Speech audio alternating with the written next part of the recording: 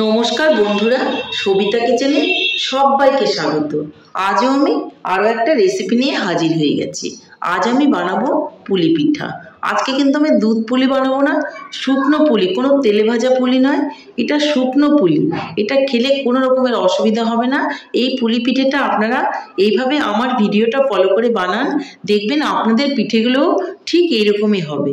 এটা কিন্তু ভীষণই সুন্দর, ভেতরে সফট, পুর ভরা।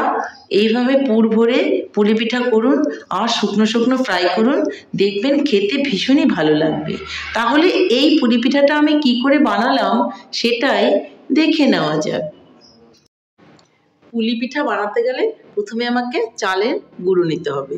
চালটাকে আমি ভিজিয়ে রেখে তারপর কিন্তু ধুয়ে খুব সুন্দর করে শুকিয়ে চালের গুঁড়োটা আমি মিক্সিতে করে নিয়েছি। দেখুন আমার চালের গুঁড়ো হয়ে গেছে। এই চালের গুঁড়োটা দিয়ে কিন্তু আমি এখন পিঠেটা বানাবো। তাহলে এখন আমি চলে যাচ্ছি নেক্সট স্টেপে। এদিকে আমি উনানে একটা কড়াই বসিয়ে দিয়েছি আর তাতে আমি কিছুটা পরিমাণ জল দিয়ে দেব। আর জলের মধ্যে আমি দিয়ে দেব অল্প করে লবণ। জলটা গরম হয়ে গেলে তাতে আপনি অল্প অল্প করে চালের গুঁড়ো দিয়ে দেবেন।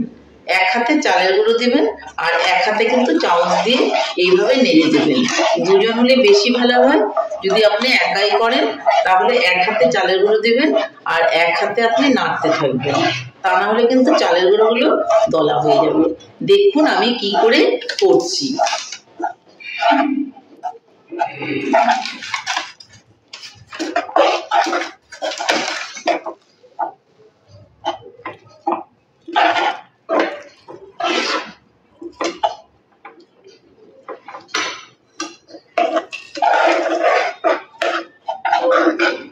আর কিন্তু চালের গুঁড়োর প্রয়োজন হবে না, এটাই আমি ভালো করে মেখে নেব।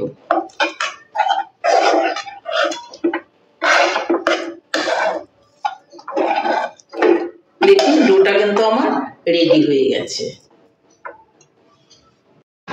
ডোটাকে আমি একটা প্লেটের মধ্যে ঢেলে নিয়েছি। হাতের মধ্যে কিন্তু এটা কিন্তু লেগে যাচ্ছে, যার জন্য আমি একটুখানি সাদা তেল নিয়ে নেব। হাতের মধ্যে একটু সাদা তেল নিয়ে আমি কিন্তু ডোটাকে এভাবে মেখে নেব। দেখুন একটা সফট ডো বানাতে হবে, কিন্তু এটা কিন্তু টাইট হলে পরে কিছুতেই হবে না। একটা সফট আমি ডো বানিয়ে নিলাম। দেখুন বানিয়ে নিয়ে একটা ভেজা কাপড় দিয়ে এটাকে ঢেকে রাখতে হবে, তা না হলে কিন্তু এটা শক্ত হয়ে যাবে। এটা ঢেকে রেখে দেব। এদিকে আমি একটা নারকেল নিয়ে নিয়েছি। এই নারকেলটাকে আমি ফাটিয়ে কুড়িয়ে ভালো করে গুড় দিয়ে জাল করে নিয়ে নেব। নারকেলটাকে কুড়িয়ে জাল দিয়ে কিন্তু একটা আমি পুর বানিয়ে নিয়েছি। তাহলে এখন আমি চলে যাব নেক্সট স্টেপে। এদিকে আমি একটা চপার নিয়েছি, এর মধ্যে আমি একটুখানি সাদা তেল দিয়ে দেব। এই তেলটাকে আমি চপারের মধ্যে খুব ভালো করে মেখে নেব আর এই বেলনি চাকতির মধ্যে একটু তেলটা মেখে নেব। সুন্দর করে মেখে নেবেন। তারপর কিন্তু এখান থেকে একটুখানি করে ডো নিয়ে নিতে হবে। এটা আমি নিয়ে নিলাম। এর মধ্যে এখন আমি এটাকে বেলে নেব। আপনারা হাতেও কিন্তু বানাতে পারেন, আবার বেলেও বানাতে পারেন। আপনার যেভাবে সুবিধা আপনি সেইভাবে বানাবেন। আমি একটা বেলেই দেখিয়ে দিচ্ছি, এরপরে আমি প্রয়োজনে হাতেও দেখিয়ে দেব। এই দেখুন আমি কিন্তু বেলে নিয়েছি। এখন আমি এর মধ্যে একটুখানি পুর দিয়ে দেব। এখানে আমি একটু পুর দিয়ে দিলাম, দুপাশে পুর দিয়ে দিলাম, মানে দুটো পিঠা আমি একসঙ্গেই বানাবো। তারপর আমি কি করব দেখুন, এটাকে এভাবে ভাঁজ দিয়ে দিব। আপনারা একটা গ্লাস বা বাটি নিয়ে নিতে পারেন। আমি একটা বাটি নিয়ে নিয়েছি, বা আপনারা গ্লাসও নিতে পারেন। তারপর এখান থেকে আপনি এইভাবে একটা পিঠেকে কেটে নেবেন। দেখুন একটা পিঠে কিন্তু আমার রেডি হয়ে গেল। এপাশ থেকে আবারও কেটে নেবেন আরও একটা পিঠে আমার রেডি হয়ে যাবে। দেখুন একসঙ্গে আমার দুটো পিঠে হয়ে গেল। সাইডগুলো একটু ভালো করে চেপে চেপে দেবেন। ইচ্ছে করলে আপনারা সাইডে একটা ডিজাইনও দিতে পারেন। এই দেখুন চেপে চেপে দিলাম আমি।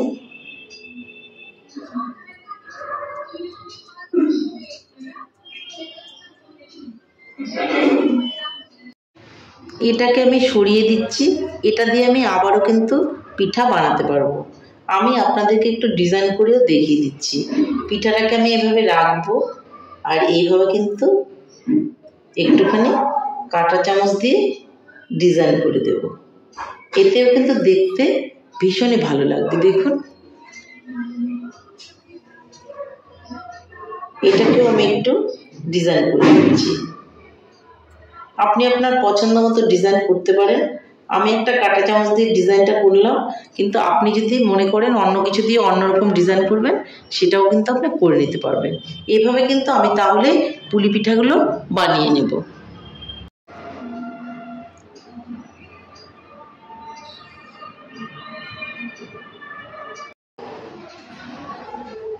এটা দিয়ে কিন্তু আমি আবারও পিঠে বানিয়ে নেব। আপনি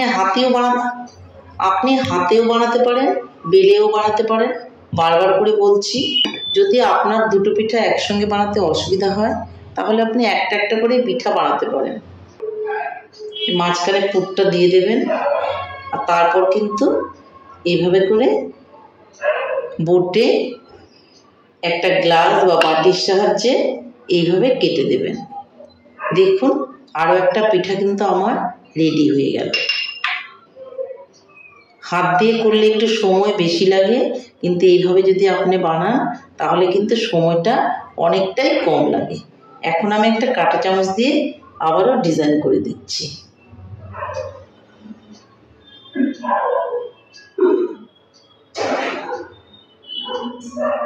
দেখুন আরও একটা পিঠা হয়ে গেল।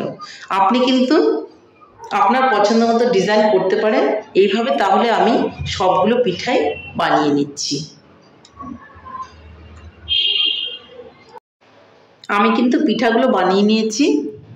আমি অল্প একটু পিঠা বানিয়ে আপনাদের দেখিয়ে দিচ্ছি, বাদ বাকি পিঠাগুলো আমি পরে বানিয়ে নেব। তাহলে এখন আমি চলে যাচ্ছি নেক্সট স্টেপে। এদিকে আমি উনানে একটা প্যান বসিয়ে দিয়েছি। প্যানটা গরম হয়ে গেলে একটা একটা করে আমি পিঠাগুলো বসিয়ে দেব। এগুলো কিন্তু আমি কোনো রকম তেলে ফ্রাই করব না, তেল ছাড়াই কিন্তু এইভাবে আমি পিঠাগুলোকে ভেজে নেব।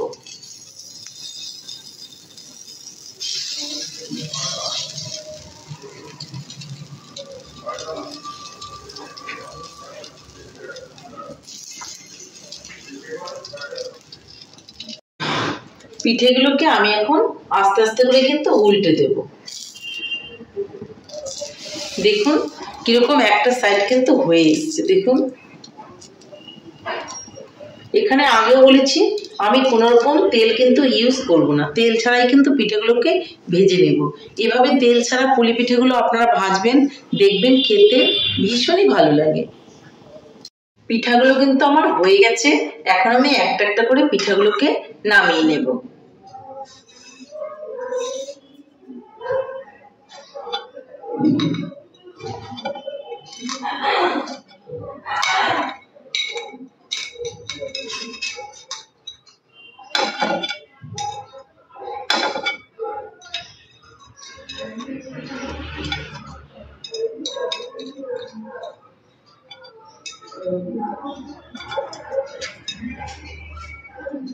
পিঠাগুলো আমার রেডি হয়ে গেছে। দেখুন দেখতে কিন্তু খুবই সুন্দর হয়েছে আর খেতেও খুব ভালো হয়েছে।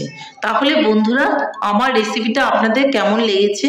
আমার রেসিপিটা যদি আপনাদের ভালো লাগে তাহলে লাইক, শেয়ার, কমেন্ট করতে ভুলবেন না।